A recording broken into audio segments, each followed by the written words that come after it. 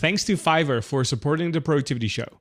It's so easy to find freelance talent for your product or business. Don't waste any more time. Get 10% off in the service you deserve by going to fiverr.com and use code TPS. Thanks also to Mint Mobile for supporting the Productivity Show.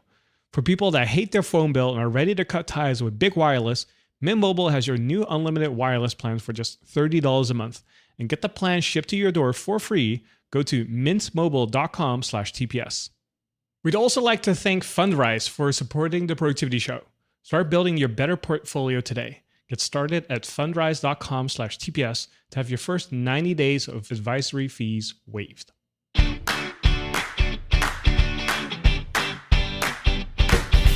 Welcome to the Productivity Show, a podcast by Asian Efficiency to help you maximize your productivity so you can get everything done without having to sacrifice your health, family, and things that matter to you.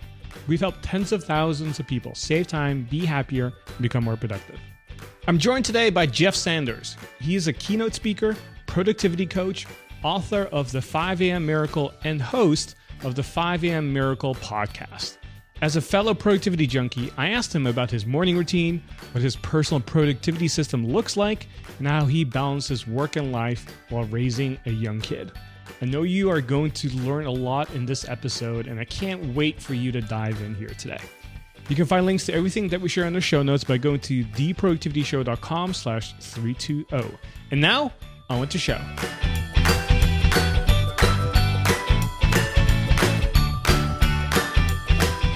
Welcome everyone to the Productivity Show. This is Tan, and today I have a very special guest. Hey Jeff, how's it going today? It's going pretty well here at home. I'm loving it. So we're going to be talking about how to be productive working from home. And Jeff, how long have you been working from home? I went full-time at home 5.5 years ago, and so prior to that I had plenty of day jobs keeping me busy, but a full-time entrepreneur for over 5 years. Wow. So I know a lot of people are now working from home and are struggling with this. So I thought we should ask Jeff how he gets stuff done today. And so I'm kind of curious, how did you transition to starting to work from home, and was it an easy transition for you?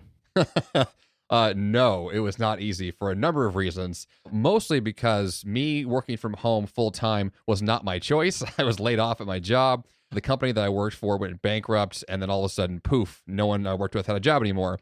And so I kind of saw that coming. That wasn't a surprise. I knew the company was failing, but for a long time, I'd been building a side business, and my goal was to quit my job and go full-time. But in all reality, I didn't have the guts to quit. And so I'm really glad I got laid off, because it forced me to confront kind of those enemies, those devils in my brain that were stopping me from making the right choice, which was to just pursue my dream, make the business work. So that's a whole other discussion about just business growth in general. But once I was working from home, it's just a question of, well, then how do I stay productive? And that was, a massive just journey of just daily testing and experimentation. And the one thing I think that has kind of saved me for the last 5 years is that I love what I do. And because of that, I work whenever I want to all the time, which is kind of a problem because I work too much, but also kind of a benefit because I love my work, so I want to keep doing it. So for me, working from home is not a chore. It's not something that someone's forcing me to do. It's this opportunity to get to do things that I love. And so for me, whether I'm working from home or from a co-working space that I've done in the past or a coffee shop, I don't really care the location. I just want to be able to figure out kind of what's the most effective use of my time, where should I be, what's the best way to cut distractions. So I ask all these kind of questions, but ultimately for me, it's just like, how do I get myself doing the things I love? So if you had 3 tips to give someone who just started working from home for the first time and they wanted to be more productive, what would you tell them? Well, as the author of the 5 a.m. Miracle podcast, host of the same name, waking up early is a big deal. And I don't say that everyone should get out of bed at 5 a.m. tomorrow morning. My real point is that being intentional with your time is the name of the game. And so that doesn't mean just waking up whenever you feel like it and then kind of lazily starting work whenever it just kind of happens to suit you. It's really about saying, like, my day is my time. These are my 24 hours. How can I make the most of these? And so the very first thing that I always lean on is having a very strict, wake up time that I can stick to every day and start my day off right. So the wake up time is one thing, whether it's 5 a.m. or 8:30, doesn't really matter. Just pick a time that works. And then from there, I like to choose one specific activity to start the day. That could be working out. Usually for me, when the world is not in a pandemic, I tend to lean on going to the trails to go for a run or go to the gym and do a lift. Like, I like to start the day off with a physical activity. That gives me the energy and the motivation to then go on with the rest of my day. So I think that kind of just like a big energy boost early on sets the tone for me in a really big way. I really love that. And it makes it really simple as well. Yeah, I mean, for me, that's what I want from my days. I've had plenty of those days, where you have that super long to-do list of like 100 things, and to a certain degree, I might get 90 of them completed, let's say. But at the end of the day, I just feel exhausted. I don't actually feel productive. Even if I checked a lot of boxes, I usually just feel like the day beat me up. And what I want to feel like is that I have a couple of core things that matter the most to me, and that those core things will get done. Whether it's one big thing or 5 things, I try to keep it to a small list and make sure that that's where my energy goes. And when I look back at those days, like how I feel at the end of those days, if 2 really big things got done, like I feel so good and my energy is up and my enthusiasm is up, and I can carry that into the next day. And so for me, that's what I go for in the working hours, is that I want to have these focus blocks of time to ensure that those big priorities really get attended to. So can you describe then what your typical day then looks like, or typical work week? Typical day for me is different now than it was before the pandemic. With my wife and daughter at home now full time, my days are much more chaotic than I prefer them to be. So my wife and I have a system now. We trade back and forth watching our daughter, who's a little over a year and a half old. So she requires, full-time attention from someone if she's not asleep. And so that means for the two of us, we're trying to, back and forth trade off work hours. And then we both know that when we have our work time, whether for me in the afternoon right now, that's when I give my full attention to my work. I have these focus blocks where I'm locked in my home office and I make sure I get that work done. When we're not in a pandemic and a usual work from home strategy, my wife leaves early in the morning with my daughter to go to daycare. So I have the house to myself for about 7 hours. And so in those kind of work sessions, it really is about figuring out what's the most optimal way to utilize the time I have. It's not 7 hours every day, but most days that's the case. And so I just break it into chunks and figure out how to make sure that my most important kind of brain work is getting done in the early morning hours, because I'm most alert then and most caffeinated too. And then in the afternoon, I schedule activities that don't require me to think quite as much. So more mundane tasks or repetitive tasks or household chores like laundry. Like, I try to break up my day based upon my energy cycles, so I know that I can take advantage of when I'm most alert and awake. I want to do the difficult work in those times. And it usually is in the early morning hours, and then it fades from there. Sometimes I have a resurgence in the late evening and kind of do some more work then, but I leave the evening hours for more kind of fun tasks or things I might want to just kind of, there's no pressure to do it. I just want to kind of have like a hobby or some activity that's more fun for me, and I'll do those later at night. And so my day tends to flow like that to ensure that I'm hitting my energy cycles as best I can, but also getting the work done that matters. So is it fair to say then that the 7-hour window that you have kind of forces you to be more focused and present and productive? Are you using that as a boundary to get stuff done? It's a great question because it shifted for me a lot in the last couple of years. So prior to having my daughter, my wife and I had a dog, and that was our life. And I had basically all the time in the world to work. So for me, whether it was a weekend or a weekday, didn't matter. I could work whenever I wanted. So I didn't really have boundaries. Yes, I set my own boundaries sort of, but I wasn't very, diligent with those hours. So I would let myself to work way too much. Versus now, fast forward, last couple of years, being a dad and having my daughter in daycare with specific, drop-off times and pickup times, I have very clear boundaries that I have to stick to, and it has really forced me to be much more intentional with how my time is spent. And so there's a lot of projects that in the past I would have done that I'm now just saying no to, so that my hours get what really they need to get, which is my most important projects. So it's really actually a major benefit to having clear boundaries that force you to do your work by a certain time, because it's amazing what you will kind of will yourself to do if you have to do it versus just kind of letting time expand forever and ever, which I'm trying to avoid. Yeah, that's something I've discovered as well, is that when you don't have any boundaries and you can just work whenever you want to, you tend to work way more. But Yes. also you aren't as focused because you can always tell yourself, oh, you know what? I don't feel that great right now. I can actually work later if I wanted to. Yeah, exactly. I mean, the emotional energy that goes into work is a really big aspect. And so, yeah, if you let yourself like talk yourself out of work or postponing things, then yeah, it drags on a project forever and ever. So now that you have a daughter, how do you balance work and life? And especially since you are working from home. Now, obviously during the pandemic, that's a little different, but even before the pandemic, I'm curious how you kind of did that. Well, I think for me, having a child at home makes it very clear when it's family time and when it's work time. Because if I'm with my daughter, getting work done isn't possible. Like it just doesn't happen. And so because of that, it kind of forces me to say, all right, if I'm with my daughter for the next few hours, that's great. I'll close the laptop, I'll put away the home office, and we'll just go hang out and have fun.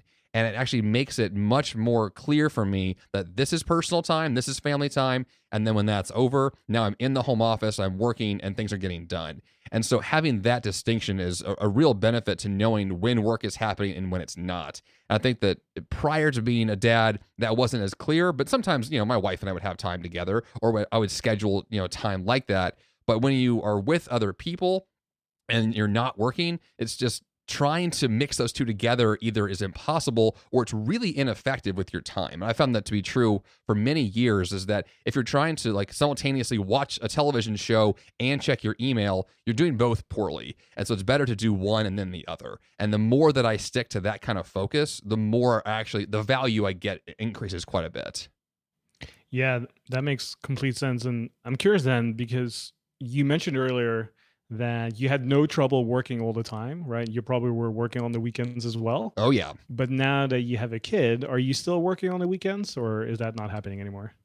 It depends on what's going on. So I kind of create my work schedule in life based on projects. And so if I have, like right now, I'm in the middle of a massive website transition project and I'm changing all kinds of systems around. And it's one that's highly complicated, requires a lot of my attention, and I'm really passionate about getting this thing done. And so at the moment, like I have no problem working 7 days a week. But normally that's not the case. And normally my weekends, my Saturdays and Sundays are reserved for family time. So it might be going to the park, it might be just buying groceries, whatever the case is. Like I schedule as many things as I can on the weekend that are things that need to get done. I'll mow my lawn on the weekends, things like that. But I'm much more intentional usually with having specific days off from work. And when I do that, it really does help me to then come back to work on Monday feeling refreshed and ready to work. If my project requires more attention, I may work on the weekends now. And being in a pandemic, my days are very mixed up. So it's hard to tell what's a weekend and what's not. So normally I think boundaries are very helpful, but I'm also project-based, which means that if I can put a lot of energy into one thing and get it done sooner, I would rather do that than just stick to a traditional kind of work schedule, because I don't have to live and work the way that a normal employee might have to with specific work hours. And so sometimes I take advantage of that as the entrepreneur and make the choice to say, I'm going to work whenever I want to. I just want to be more intentional, making sure that the balance is still consistent. So there's still family time and work time. A month ago, I realized something. We had a bottleneck in our processes, and that bottleneck was me. There were tasks I was doing that others could do, and it was slowing everything down. The problem is finding the right freelancer can be frustrating and time-consuming, not to mention expensive. There's so many factors. How much will it cost? How can you be sure that they'll deliver? Fiverr lets you hire freelancers with a proven track record and clear pricing, so you're never in the dark. It doesn't matter what you're doing. If it's online, Fiverr connects you with the talent you need to keep moving forward. We had a project a while ago where we needed to have some web pages created. Now I can do it, Brooks can do it, and other members of the team can do it, but we had all of our hands full with other things. It didn't make sense to hire someone permanent, but it did make sense to go to Fiverr and find an expert. Finding a freelancer on Fiverr was easy, and he was such a time and energy saver. We liked it how you could see a gallery of past work, and we looked for people who had high ratings but also high repeat business. If people are going back for more, you know you have a winning freelancer. Fiverr lets you adapt and grow your business no matter what our new normal looks like. There's hundreds of digital services: graphic design, copywriting, web programming, voiceovers, video editing, music, and more. So find your talent today at fiverr.com and receive 10% off your first order using our code TPS. All the digital services you need are in one place at fiverr.com,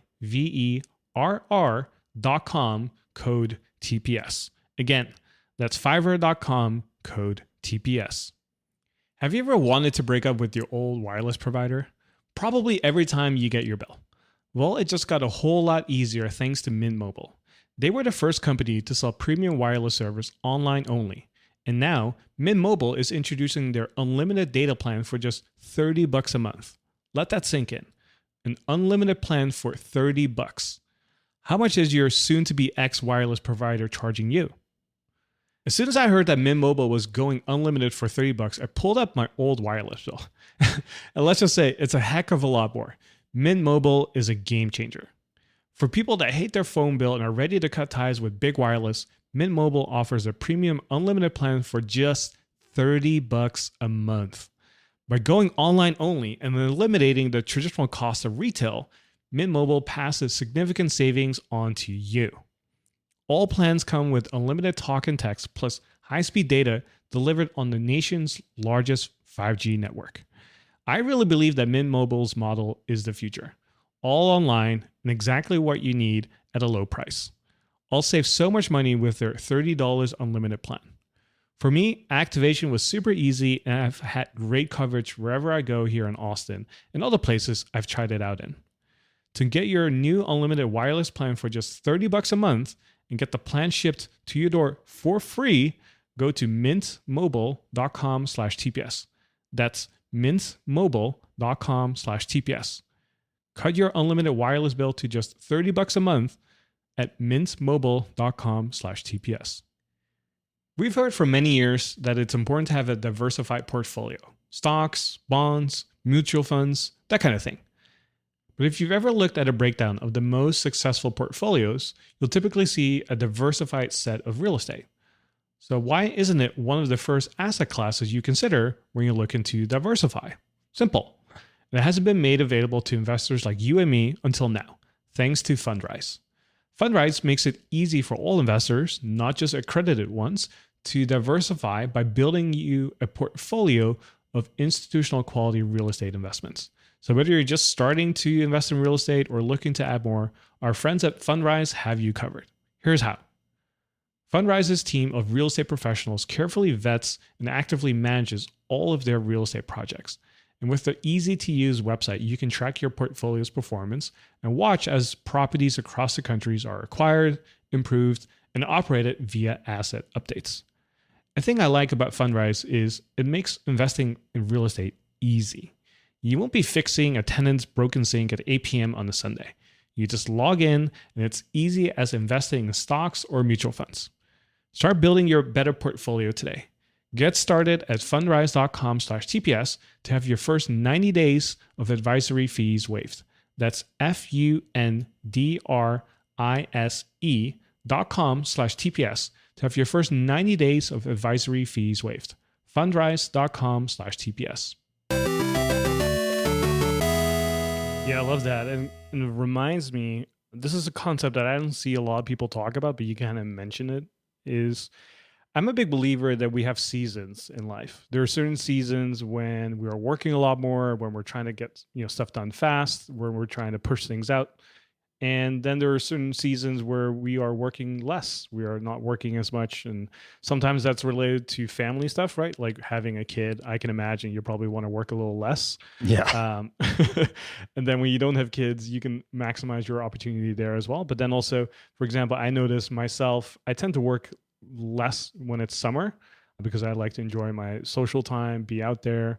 But then I work more during the colder months of the year when most of the time it's dark very early and it's kind of cold outside. So people don't want to be outside. It's bad weather and stuff. And it kind of sounds like you kind of have the same rhythm in a way.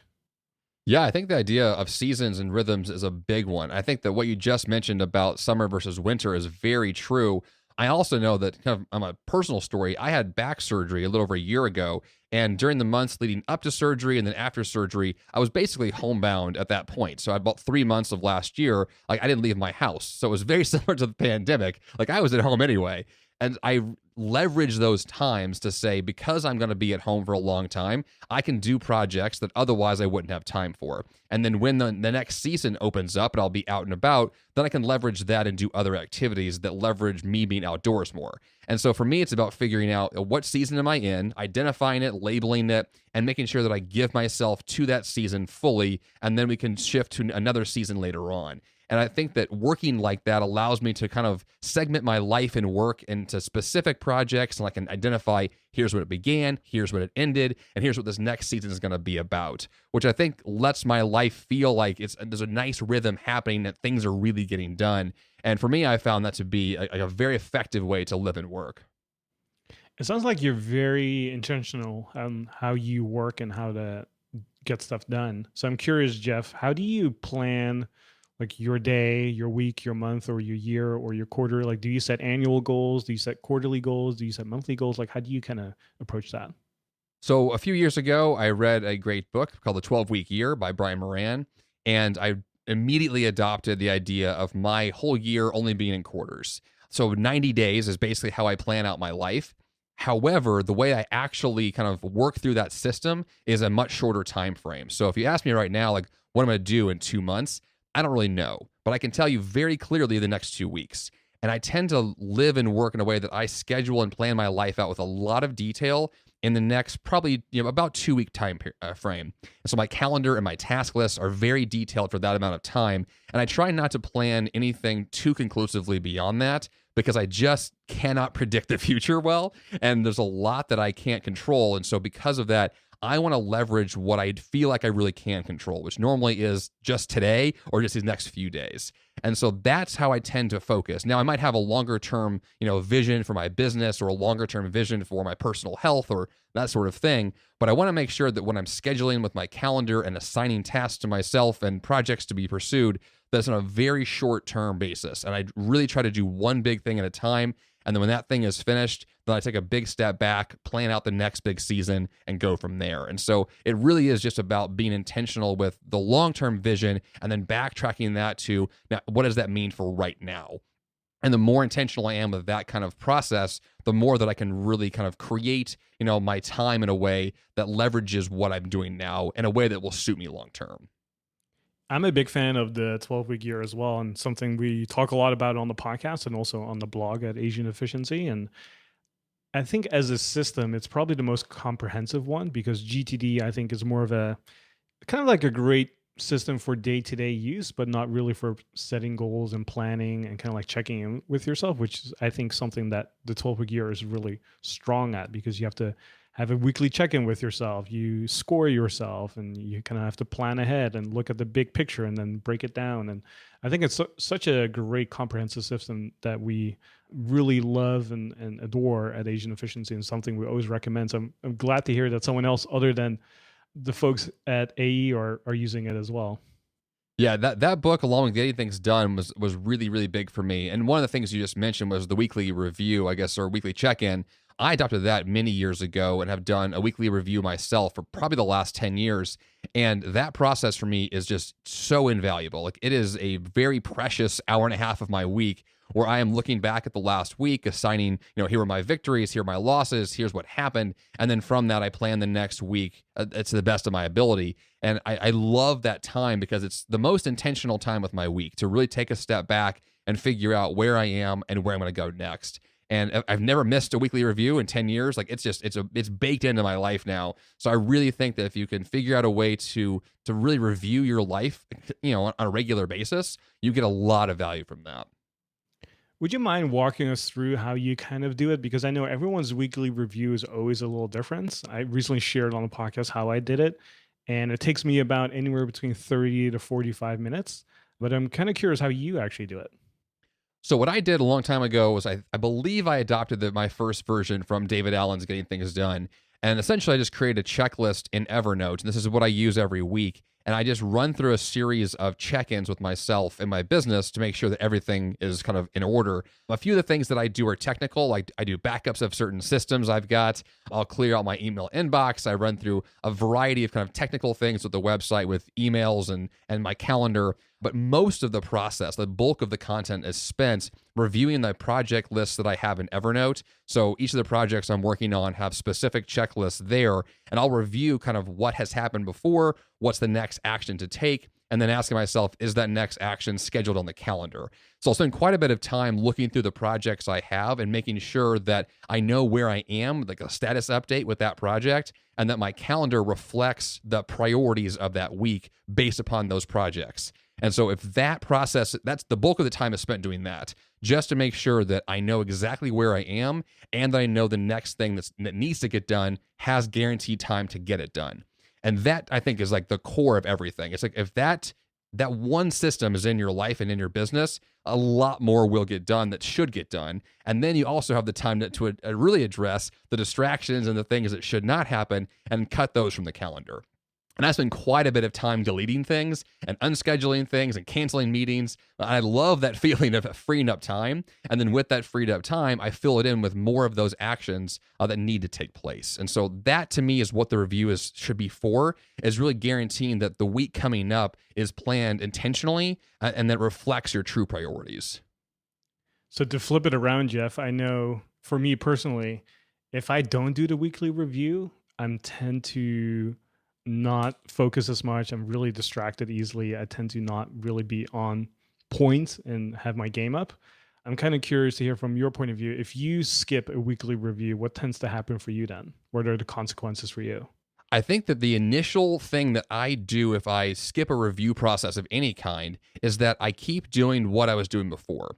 And so basically saying that if you're in the middle of some action and you don't pause to ask yourself what's going on right now, you're just going to keep doing the same actions. And so for me, what would end up happening over time is I would slowly just drift off task. I would slowly just meander away from my top priorities, and I would do whatever was next most urgent. I would do whatever I felt like doing as opposed to whether I was doing the thing that actually mattered. So for me, it's a pivot check. It's making sure that I am saying I'm still on track in the direction I need to be going and that I'm not distracted or off on a tangent or going somewhere else. Like I want to make sure that my actions are as much as possible going in a straight line from A to B. I'm going to get myself to the end goal as fast and efficiently as I can, which will not happen if I don't review because I know myself and I get very distracted by shiny objects. And I love new tech tools and I love new things to jump into. So because I know my own tendencies, I have to create boundaries to force myself to stay on track. And that to me, honestly, is why I love productivity, is because I'm naturally not that good at it. And I have to create systems to really keep myself in check. And that's why I have so many systems and checklists and Evernote lists, because that's what runs my life now, because that's what works for me. And the more of that that's baked into my life, the more of that will then result in me getting the results I want. So you mentioned Evernote, a popular productivity tool and something I use as well. And are there any other productivity apps or tools you like to use within your own personal system? I think my core system includes just the built-in Mac calendar that I love and have used over many, many years. Evernote for all of my projects and lists. Nozbe is my personal task manager. It's Nozbe. Other popular apps like Asana are competitors for that one. Nozbe is the one I started using many years ago. I've used it for a long time. It's great for all of my smaller tasks. So I do like little things like, making a phone call or responding to an email. I might have a reminder in there versus having the major project lists that I keep in Evernote. I use Google Drive quite a bit for all of my online documents. And that's basically it. Those systems, I try to keep everything into those few that I can. In the past, I've had a lot more and realized that if I have, 100 systems, then I lose that sense of clarity on what's going on. So I like to use just only a handful of apps and make sure that whatever I'm doing somehow falls back into those. Love it. Jeff, I really appreciate your time today. And I learned so much from you here today as well. And I'm sure a lot of listeners had learned a lot from you today here. If people want to find out more about you and your podcast and your website, where should they go? jeffsanders.com is the homepage for the website, as well as the 5 a.m. Miracle podcast. You can find that on any podcast app out there. And of course, I have my book, The 5 a.m. Miracle, which is on Amazon, everywhere else in the world. And that book is based off of content in the show as well. So if you want to dig into 5 a.m. Miracle-esqueness, the book and the podcast is the place to begin. So yeah, that's the core of what I'm doing. Awesome. We'll have links to all of that in the show notes as well, so don't worry if you miss anything there. Thanks again, Jeff, for your time today, and I really appreciate having you on today. Yeah, great. It's a lot of fun. Thank you.